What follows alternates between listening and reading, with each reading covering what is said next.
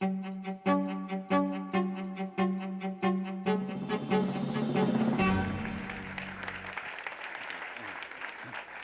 all true. I am tremendously distinguished. Except here, in this room. I wish I hadn't come now. I used to feel good about myself. It's been a fantastic morning, hasn't it? Genuinely. Fantastic. See, my work for a long time has been about education. And I've been struck by a paradox for a long time, which is this, that children love to learn, don't they? I mean, think, in like the first 18 months, they learn to speak. And you don't teach them. You know, you don't sit them down at 18 months, do you, and say, look, we need to talk. You know. Or more specifically, you do. They don't all like education, and a lot of them have a problem with school. And one of the consequences is that many kids come through college, just like you were hearing now from Nancy, or go through school, without discovering what they're good at or with any understanding if they're good at anything, whatever. Our systems are based on a very narrow view of ability. And the consequence of that is you automatically generate a very expansive conception of disability. People get drawn to a particular view of things and then conclude that you are the problem. So my work for a long time has been about trying to transform the culture of education with a richer conception of human talent and creativity. And for me, imagination and creativity are really what set us apart from the rest of life on Earth. Very little does, and we make a big mistake when we think we're different from the rest of life on Earth. But in one respect, at least, we are different. We have very powerful imaginations, and from that flow all the practical competencies of creativity. Creativity, in a way, is putting your imagination to work. Now, can I ask you a couple of questions?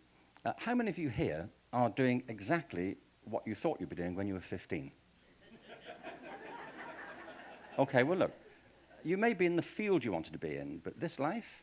And yet we persist in the myth that education is a sure preparation for what happens to our children later on. Education is based on three big principles. I'm not talking about particular schools or teachers. They're all wonderful teachers, great schools. I'm talking about the culture of education.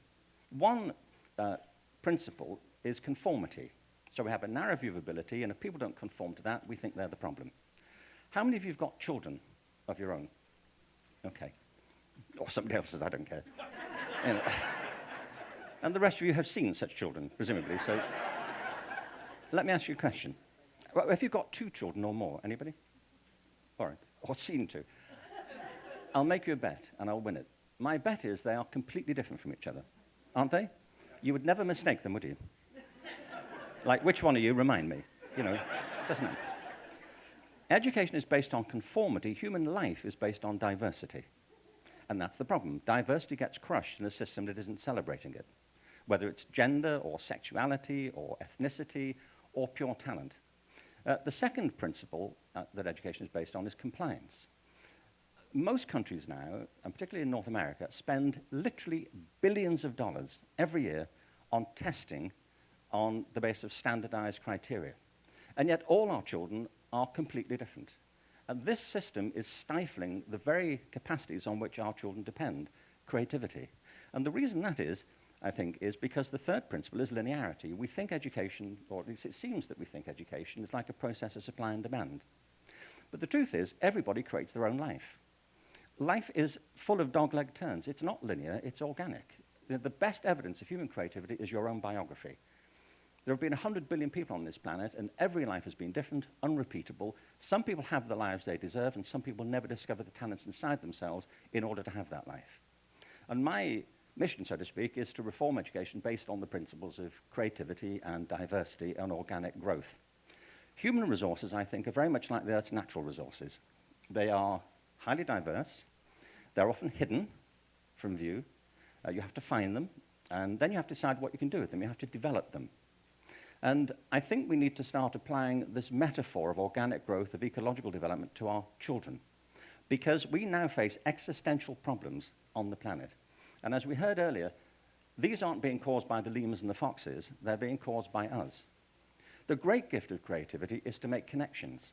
That's what Einstein did. His physics was inspired often by his involvement in music. He saw the past and the future as well as the present.